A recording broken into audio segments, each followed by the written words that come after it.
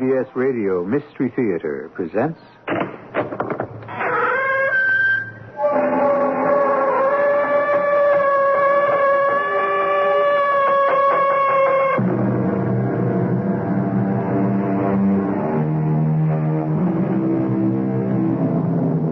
Come in.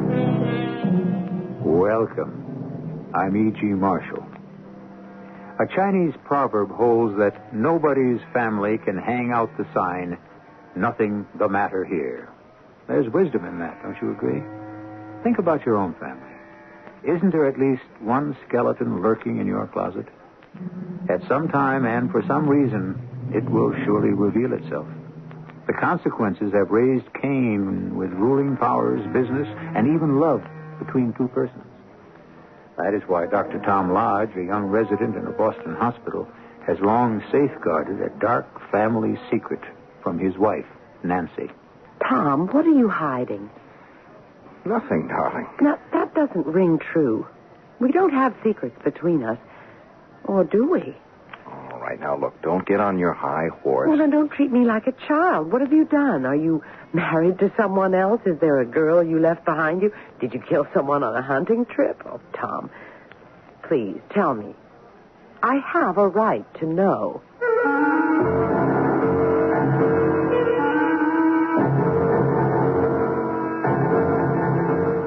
Our mystery drama, The Recluse, was written especially for the Mystery Theater by Roy Windsor and stars Tony Roberts and Patricia Elliott.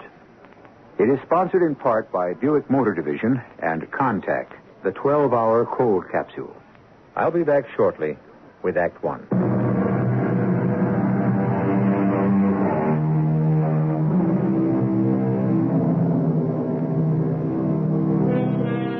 When we are young, family, especially our immediate family, is to us the world in microcosm. And we know that we are part of a self-contained unit in which we are fed, clothed, and protected.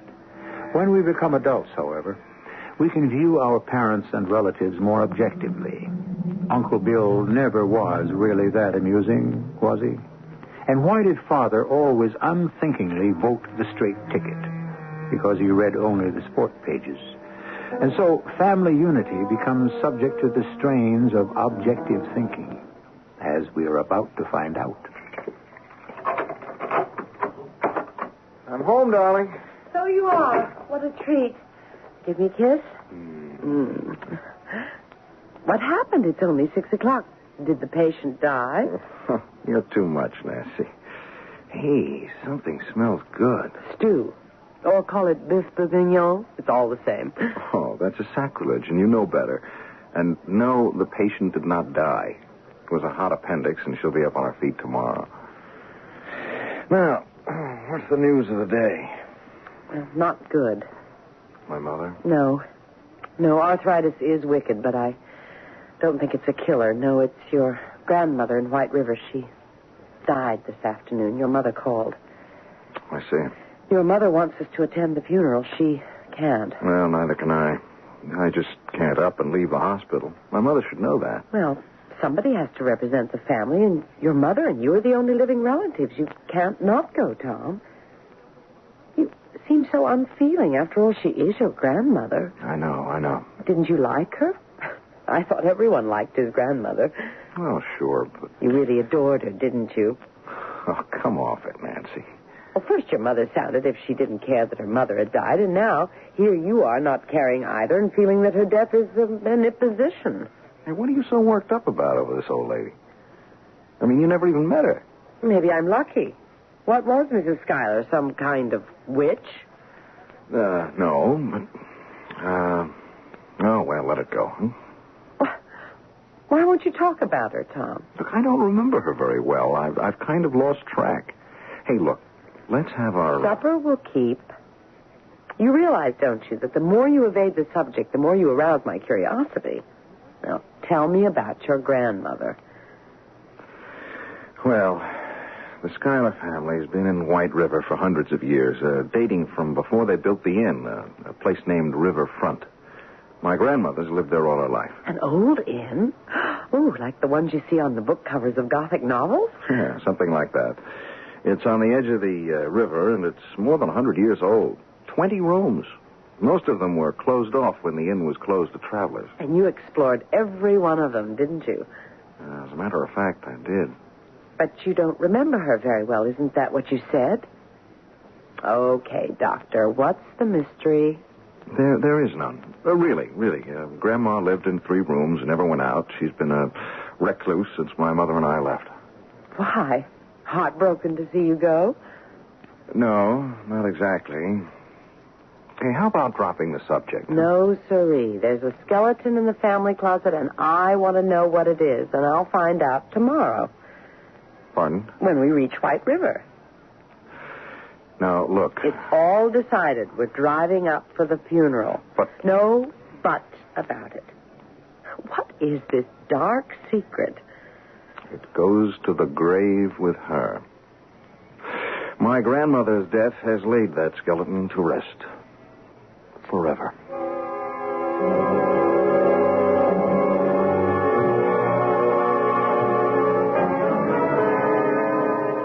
You stay here, Nancy, in the waiting room, huh? Now, I'm not sitting here while Mr. Martin reads you the will. As your wife, I'm entitled to know the provisions of your grandmother's will. What am I going to do with you? All right. Come in. Come in, Dr. Lodge. Ah, Mrs. Lodge. See? He expects me in his office. Well, it's nice to see you again, Tom. Thank you, sir. My wife, Nancy. How do you do? Hello. Well, sit down, if you please. It's been several years, Tom. Yes, sir. 6. And you're a doctor in a big Boston hospital. Oh, a resident. How interesting. I telephoned your mother. She couldn't be here for the funeral. Yes, arthritis. She's pretty much confined to her house. Yes, so she told me. A tasteful service. Simple, but reverent. Thank you for attending, Mr. Martin. Well, your grandmother was my client and a friend. You didn't know her, Mrs. Lodge? No, only by hearsay. Is that so? Hearsay, indeed. Well, Tom's told me that she was a recluse. Well, I suppose she had become so. Of course, she was an old woman and set in her ways. And what were those, if I may ask, Mr. Martin? My grandmother was austere, self-righteous, and unforgiving. She turned her back on my mother and me 6 years ago, and we've never heard from her since. We learned not to care. Oh. Why, Tom? She never forgave my mother for marrying my father. Grandma considered him several cuts below her social level. Now, let's forget what's past and hear what Mr. Martin has to say. Yes. Well, the provisions of her will are clear and simple. You, Tom, inherit her entire estate. The old inn and the 15 acres surrounding it? And the small house where Mrs. Meggs lives. Tom, it's a fortune. Well, I don't know about that, but... Well, the land is valuable, but the inn... Well, it's in bad disrepair. And useless. I'm afraid that your grandmother let it go over the past few years. It's weather-worn and rotted. And mice have replaced the ghosts of all those old travelers.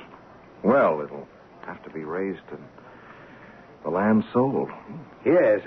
Well, now, your grandmother left a codicil to her will, Tom, in her handwriting. Whatever is realized from the sale of the inn and the land is to be paid to the bank. But why? Was she in debt? Is that the skeleton in the lodge closet, Tom? Why don't we just leave it that way, Nancy? Yes, might be best, Mrs. Lodge. But it's not the truth, is it? A woman like your grandmother, why would she get herself into debt and over what? A family matter. So it wasn't her debt. Tom, was it yours? Look, darling, it's really unimportant. I don't think it is. I want to understand what this is about. Did you know about this indebtedness? Is that why you and your mother lost touch with your grandmother? Well, I'll file the will for probate, Tom. Do you want me to dispose of the inn and the land and carry out your grandmother's last wish? Yes, I'd appreciate it, Mr. Martin. Tom, how did you get into debt and for how much? I really do have a right to know. If you persist, Nancy, you will regret the day you said, yes, I'll marry you. Darling, no matter what you did, I'll never regret that decision. You'd better tell her, Mr. Martin. Yes, perhaps I should. Well, Tom's father was assistant cashier at the Merchants Bank over there across the street. Now, 6 years ago, in February 1970, Tom's father... My father stole $70,000 from his bank and disappeared, and neither have been seen since, him or the money. Now, are you satisfied? Oh, Tom, darling. My mother and I were so ashamed that we slunk out of White River, and I'd hoped I'd never have to come back here and face the old neighbors. The sins of the father. How cruel. Your grandmother renounced your mother and you for something your father did? Well, that was my grandmother's way. And now, in the codicil to her will, she makes me responsible to see that her estate is sold and the proceeds paid to the bank. I still can't be free of what my father did. I'm still made to feel guilty because he grabbed a bundle and flew the coop. Now, do you understand why I didn't want to come here for the funeral? And why I hope my father has already had his. Sit down, Ruth. A cold wind. Coming on to snow. A cup of hot tea would do you good. Nice of Tom to invite me to the funeral. He always was nice as a boy. Yeah, a nice wife, too. What happened now, Lil? You got any idea? He'll sell, is my guess. Except for Tom and his mother, the old lady was the last of the line. Yeah, last of the Schuyler family. Well, I can't complain, but it makes me feel kind of peculiar. I won't be working the land no more. 40 years. Now, how about you, Lil? You pulling up stakes? Ain't your sister Faye someplace south? Lauderdale? I'm thinking about it. After all you did for the old woman over the years, I thought maybe she'd leave something to you. It's a nice little house, I'd say. Not her ladyship. She was a tight one. Well, I better get up to the inn and light a fire for him. Every once in a while on a snowy night, I wonder what happened to him, Lil. To the father? Yeah. Snowbound. The car's found stuck in the snow next morning. No sign of him or the money. Where'd he get to, Lil? All I remember is he stormed out of the inn and disappeared. Yeah, that's what I mean. Gone. Without a trace.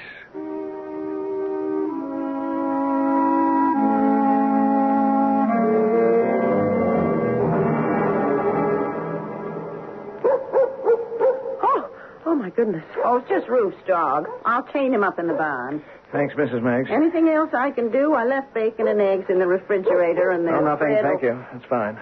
Well, then I'll say goodnight and get back while I can see my way. We'll have snow. I wouldn't wander around, Tom. The old place is falling apart and some of the floors ain't too firm. I'll say goodnight. Mm-hmm. Oh, good night. Good night, Mrs. Meggs. Ooh, it's creepy. I hate this place. There's been a pall over it ever since what happened. I'll tell you one thing, Nancy. I am not spending the night in this mausoleum. What did happen to your father? How could he have gotten away? Search me. Police went all over the inn for days. There was no trace of him. You lived here as a boy? Yeah, sure. My friends and I used to play games here. You know, hide and seek. I remember those days. And you were the hero. I mean, did you ever hide where no one could find you? Oh, well, there were lots of places.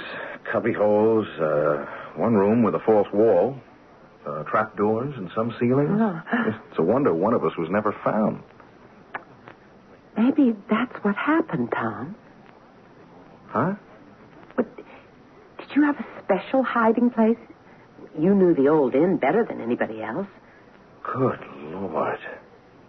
The sealed room. The what? Yeah, the sealed room beneath the long clothes closet off the entry hall. Oh, but... No, it's impossible. Is it? If your father couldn't have gotten away because of the snowstorm, he must still be here. Or what's left of him.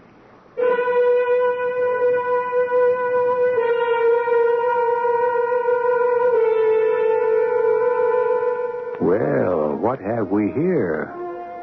Old deeds have a way of coming to light, and the skeleton in your closet can be made to rattle because of an inquiring mind. If a major premise and a minor premise are true, so is the logical conclusion. Tom Lodge's father disappeared. It was impossible for him to have left the old inn. Therefore, he never left the inn. I will return shortly with Act 2.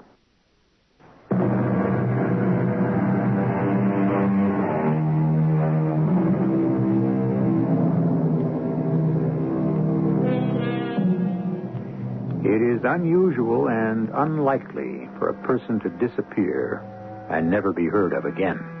Exceptions are rare. Rip Van Winkle, to be sure, but that was fantasy. Dr. Livingston, and that was fact. Both were presumed to be lost, but after their disappearance, neither was accused of a crime. Tom Lodge's father was. He absconded with $70,000, and therein lies a difference. He was a criminal and in danger. What happened to him? Tom Lodge hopes to find out. Strike another match, Nancy, and I'll let myself down the ladder. Haven't we got a flashlight? In the car. I'll get it later. I want to see if anything's in there right now. You could slip and break a leg, Tom. No. The ladder's strong. Let's strike a match. It's really black down here. I can't see a thing. Well, I'll hand the matches to you. I'm flat on the floor on my stomach. Reach up. Okay. Now, let me see. Oh, darling, be careful. Don't worry. Oh, there's the pot-bellied stove and the wood scuttle, a chair, small table, cot, and... Good Lord. Oh, what is it, Tom? Tom, answer me. I'm coming up. Tom? Yeah. Look, let's get back to the common room. Tell me, did you... Is there something there? My father. His bones. A clothed skeleton. Oh, how horrible. I've got to think. You said that the police went all over the inn, Tom. How could they have missed the sealed room? I don't know. Nobody remembered it, probably. Well, what was it for? The caretaker, back around the turn of the century, he acted as a registration clerk and a handyman, and he lived down there. In that hole in the ground? Yes. It's a real room with flooring and walls of wood, and it was very snug and warm. After he closed the inn for the night, he lifted the trapdoor in the long closet in the hall and pulled it closed after him. I see. Then the flooring in the closet was covered over. With carpeting, and that sealed it off. Unless a person knew a room was down there, he'd never find it. But you did, as a boy. Was the floor covered over then? I don't think so. No. So, the carpeting was laid over the trapdoor recently. 6 years ago? Right after your father disappeared? Yeah. Your grandmother must have known about the room, Tom. Yes, of course. Would Mrs. Meggs have known about the sealed room? I don't know. Why? Well, who was here the night your father disappeared? No one. My grandmother and Mrs. Meggs. And, of course, my father. Your father stole money. He came here, and 6 years later we find his remains in a sealed room. Why did he hide? And why did he die? I can't answer those questions, Nancy. We'll never know the answers. I know one of them. He came here and told your grandmother he'd stolen money from his bank. Why would he tell her? No idea. What if he'd been dipping into your grandmother's money and was caught and stole from the bank in order to replace it? Oh, that's Far out. Well, your grandmother refused the money. That's why she wanted the proceeds from her estate to go to the bank, to help repay a debt of honor. Hey, that's pretty far-fetched, darling. Maybe. I have the answer to another one of my questions. Your father hid here because he couldn't get away. Was he a healthy man, Tom? Yes? Why? How did he die? There he was, safe in the sealed room. Did he have a stroke, a heart attack? Did somebody bring him food? Mrs. Meggs? Could be. Tom, get the flashlight and let's examine that room carefully.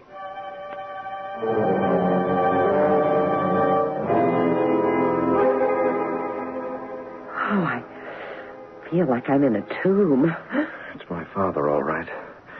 Look, where I'm shining the light. You see this break in the skull? Oh. Now, that's how he died, Nancy. He was struck a hard blow. He was murdered. And look at this. His watch. Huh. The strap's rotted, but it's his watch, all right. Look, his initials are on the back. Oh, let's get out of here. In a minute. Now it's my turn to ask a question.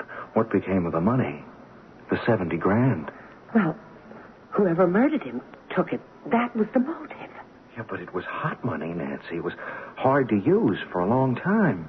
And the sealed room would be an ideal place to hide it. Where? Where could it be hidden? And I went over the mattress on the cot. It's not there. And the small closet is empty. Oh, let me see. In the stove? Well, why not? Tom! How about that? Look at this wad of money. Wrapped in oilskin. Oh, I'm afraid, Tom. Leave that money and close off the room. Well, it was only $15,000. $55,000 is gone. Someone squirreled it away. Tom, let's go back to the hotel and think it through. Okay. I'll telephone my mother. Maybe she'll know the answers to some of our questions. Gee, you are scared, aren't you, darling? Of course I am. Someone committed a murder for money. We found it. If the murderer discovers that we know, he may try to kill us.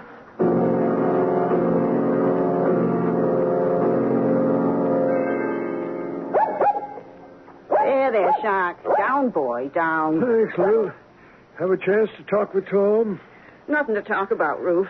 What's on your mind? Well, if you don't sell the land, maybe I could tenant farm it for him. I'd say he'd want to sell. Yeah. Well, if I had 2 dimes to rub together, I'd buy it. Oh, you can always get work, Ruth, so you said. Yeah. Will you change your mind? Oh, I've been thinking about it, that's all.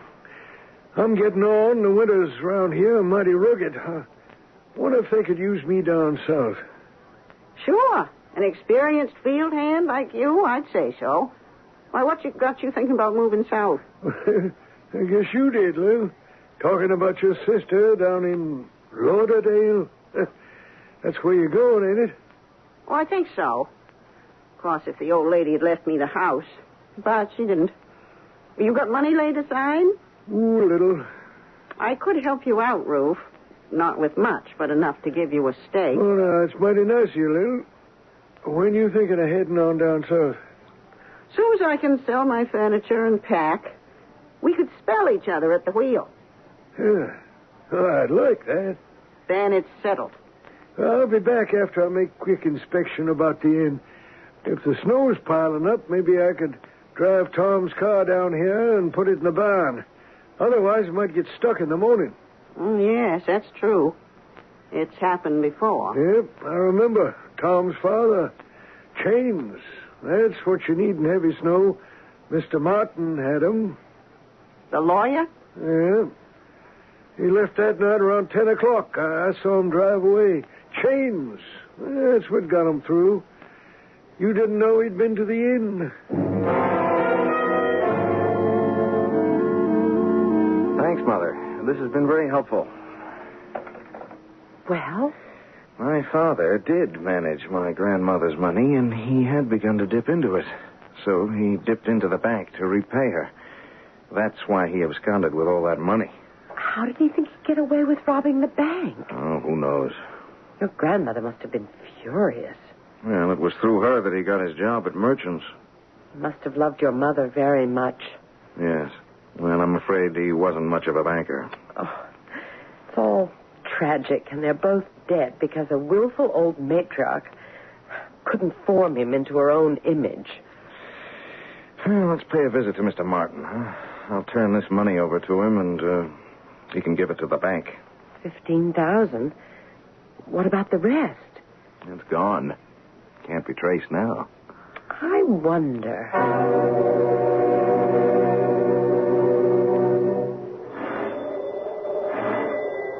The snow's beautiful. You won't think so if it doesn't light up, darling. Driving is no fun in the North Country. Come in. Thank you. Forgive us for calling at your home. Well, it's perfectly all right. Oh, what a charming room. Thank you. Well, let me get right to the point, Mr. Martin. I found the remains of my father in a sealed room. What? Your father? He'd been murdered. In heaven's name. And here is 15 of the $70,000 he stole from the bank. Oh, you stagger me, Tom. Well, he didn't disappear. He was murdered and hidden in the sealed room, and the money, most of it, was taken away. I came to you. Well, of course. I'll notify the police in the morning. Not tonight. We're in danger, Mr. Martin. Danger? I don't see how. Well, if the murderer finds out what we've discovered, he'll come after us. Well, who knows about your discovery? Well, no one. Except you, of course. You didn't speak to Mrs. Meggs? No. Why not? Well, we think that she must know something about all this. She was in the house the night my father vanished. You know that, Mr. Martin. I do? Well, that's what my mother says. I talked to her half an hour ago, and she had it from Roof Box. She'd had what from Roof? That you were at the inn. He saw you drive away. Oh, that. Well, yes, now that you remind me, I'd driven out to see your grandmother, but I left quite early. May I ask a question? I don't mean to be impertinent, but were you aware that Tom's father was stealing from his mother-in-law? Well, goodness, no. You didn't check her account periodically? Well, very seldom. I thought it was in good hands. Your father's. My father stole for the purpose of making investments. You were his broker. Didn't you ever wonder where he was getting his money? You're on dangerous ground, young man. I know it, Mr. Martin, but we mean two different things. I'm not worried about slander. I'm worried about my skin. Nancy's and mine. We're in danger, and I think you know it.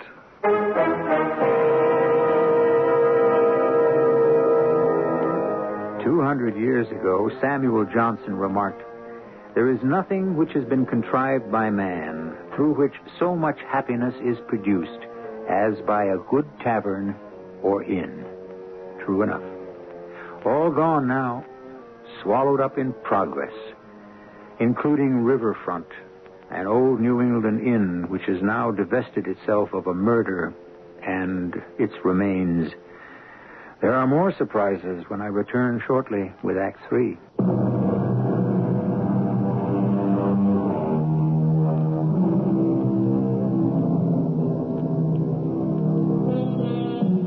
Other sins can only speak. Murder shrieks out.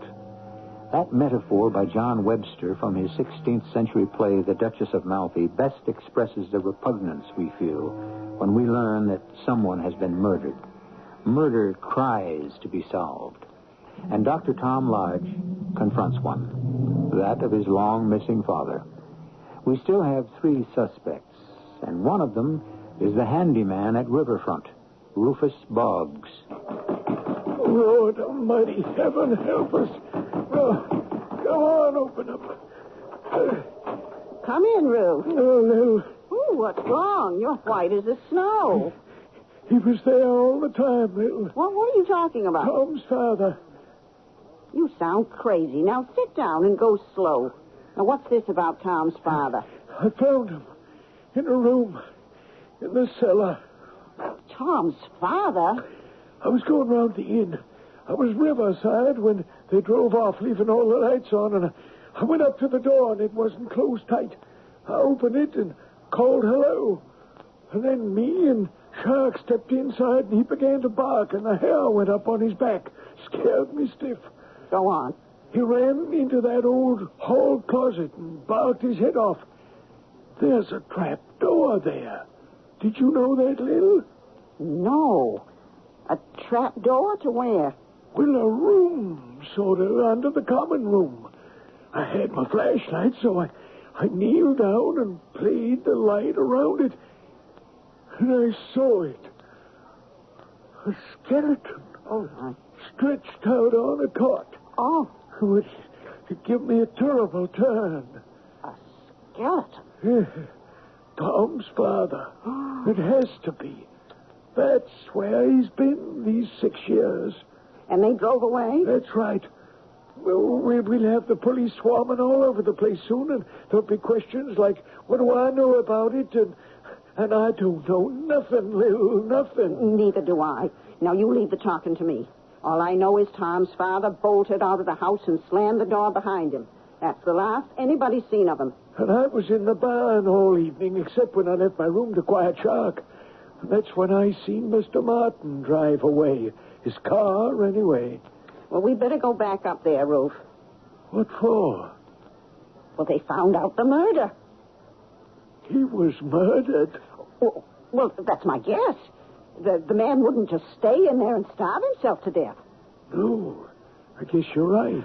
Tom and the wife made the discovery, and you can bet whoever killed his father is going to do something about it. Like what? Like get that evidence out of there and then kill them. Now, we've got to stop that, Ruth. What's the gun for? Well, I may need it. Why don't we wait for the police? No, there's no time. There's no time at all.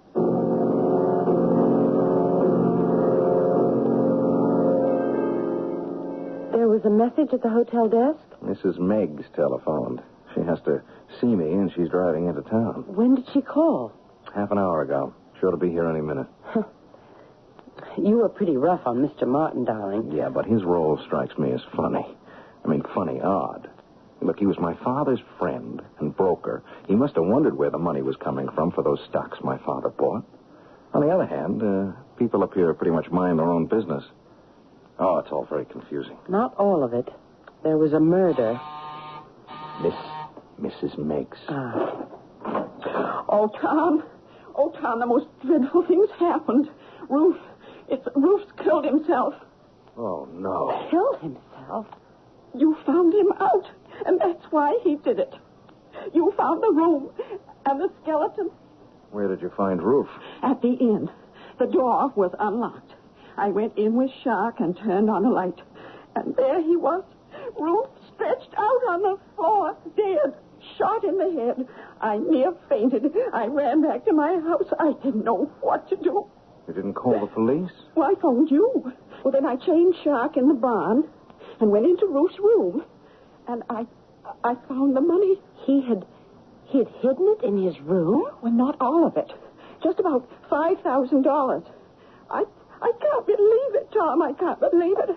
I brought it to give it to you. Ruth Boggs. He was such a gentle old man. Gosh, I don't believe it either. He killed himself because he was found out. Yeah. Well, I guess that should clear up the mystery. Huh? You'd better stay here in the hotel, Mrs. Meggs. I'll get you a room. No. I'll go back and be there when the police come. And the ambulance. I'm half out of my head with grief, Tom. Yes, it's a terrible shock, isn't it? Oh. Well, we'll be out in the morning if we can get through. Oh, they'll have the roads cleared. Never fear. I don't know what to say. Good night. That's a blow. Ruth Boggs. Gosh, I've known him since I was a little boy. Kind and patient. He was a little slow, but he was a good man. He must have gone off his trolley. Mrs. Meggs is a liar. Nancy, your imagination... It's lucky for you I've got some. Ask yourself a few questions, darling. From what you remember, did Ruth ever go into that inn? Oh, well, rarely. But, he saw us drive off, and maybe we left the light on or something. So he goes in, finds the skeleton, and shoots himself? Well, that's what Mrs. Meigs says. His dog is always with him? Sure. So the dog went into the inn with him? Go on. Then how come Mrs. Meigs heard the dog howling outside? Yeah. Mrs. Meigs had said goodnight to us. Why did she want to return to the inn? Not for the reason she gave, Tom. I think Ruth told her what he found, and they returned to the inn together, and she shot him. Oh, that's crazy. Is it? What about this? Where did she find the $5,000? In his room. Just like that? She could walk into Ruth's room and just like that find $5,000? If he'd stolen the money, he'd have hidden it. Yeah, well, all right, that's the point. Her story does sound kind of pat, doesn't it? Sure, because it's a lie. Darling, she murdered Ruth just as she murdered your father 6 years ago. All right, but just saying it doesn't make it so. I mean, how do we prove it? 2 ways. The police can check on the gun used to kill Ruth, and they can also help us to find the rest of the money. I kept asking myself, where did it all go? Well, for all I knew, it just flew away. Oh, that's what I think, too. Are you serious? Very.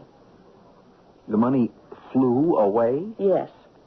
You give me a day with the police, and I think I can find that money. And when I do, we'll put Mrs. Meigs behind bars for life.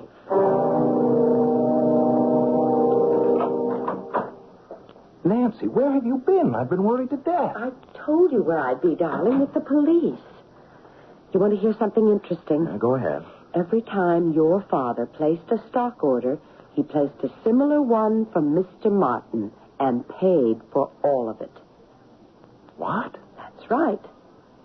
I'll make a guess. Your father and Martin were in collusion.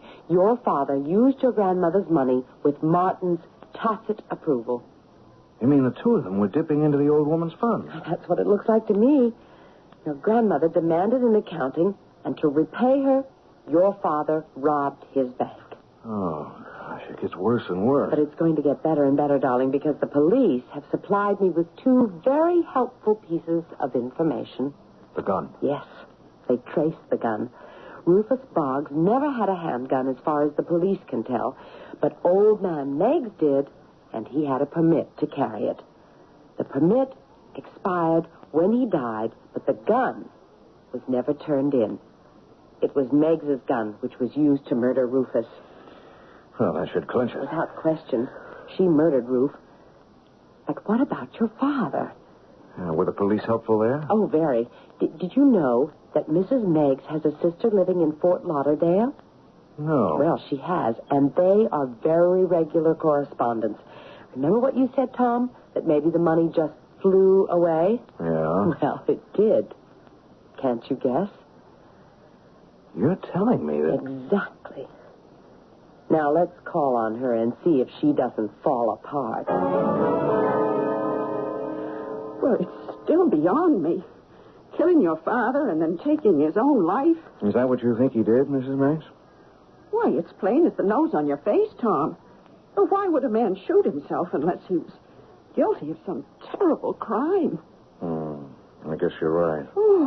I've decided to sell the estate, Mrs. Meigs, because I'm tied down in Boston, and I just couldn't manage the place from there.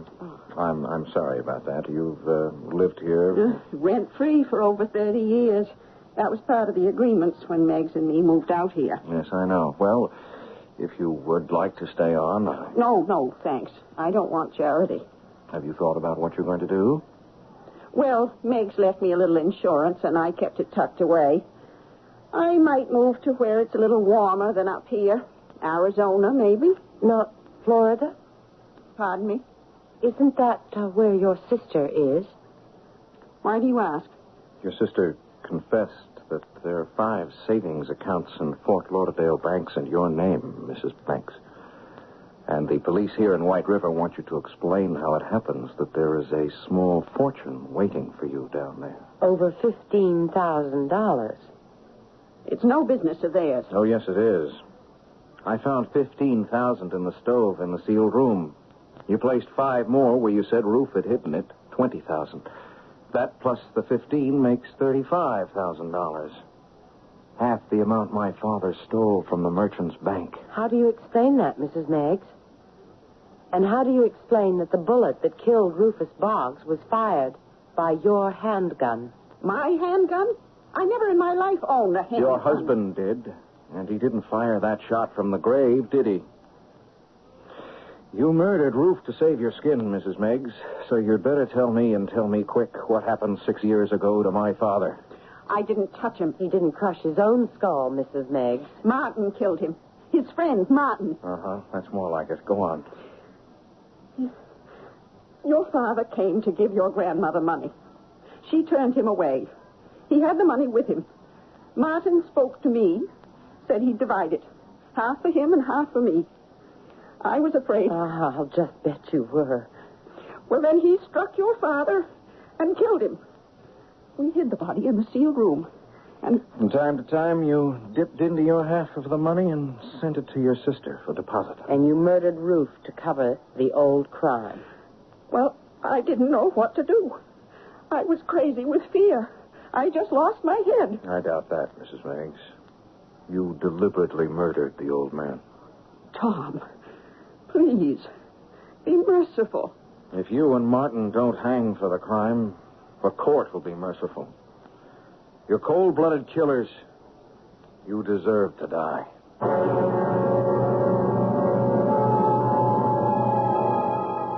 The thief who understands his business never steals in his own neighborhood. An old Arab precept. But greed and opportunity usually go hand in hand. What a killer does not understand are the consequences of premeditated murder. Not for the victim, but for his relatives and friends. There are degrees of crime, from petty thievery to grand larceny. But murder is the worst and most repugnant. I will draw the curtain on the Recluse when I return shortly. The 1977 Buick Regal. It comes with Buick's terrific V6 engine. It carries 6 people and lots of Buick comfort. It's lean. It's maneuverable in city traffic. It's the most luxurious mid-sized car Buick builds. Yeah, this new Regal is pretty much everything a car should be. Except for one thing. It isn't yours yet. But it can be. Just see your Buick dealer for a test drive. Soon. Just about everyone.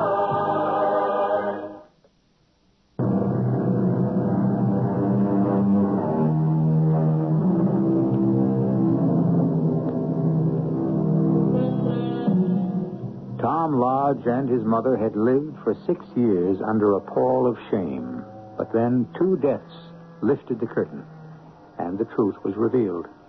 What Tom's father did was wrong. What was done to him was worse. I can report with pleasure that Mrs. Meggs and Martin were sentenced to prison for life. And for all I know, they are still there, still a burden to taxpayers like you and me. Our cast included Tony Roberts, Patricia Elliott, Francis Sternhagen, and Court Benson. The entire production was under the direction of Himan Brown. And now, a preview of our next tale. Where shall we go, Cap? Down the steps behind the trees. There's a little piazza. I'm so worried about you, darling. Maybe you really are sick. You just don't sound like yourself. Your voice is so strange. Of course. You're not Cab. We won't need this champagne anymore. Or this special masquerade. No, I am not sure, Mr. Goodwin. Who are you? Just a man with a purpose. You can see that I have exchanged the champagne glasses for this. A gun? Which I would not hesitate to use. Lovely as you are, I am a desperate man, so keep walking. Across the driveway and around behind the Lombardy poplars. That's it. Don't try to do anything foolish. Radio Mystery Theater was sponsored in part by True Value Hardware Stores. This is E.G. Marshall inviting you to return to our Mystery Theater for another adventure in the macabre. Until next time, pleasant dreams.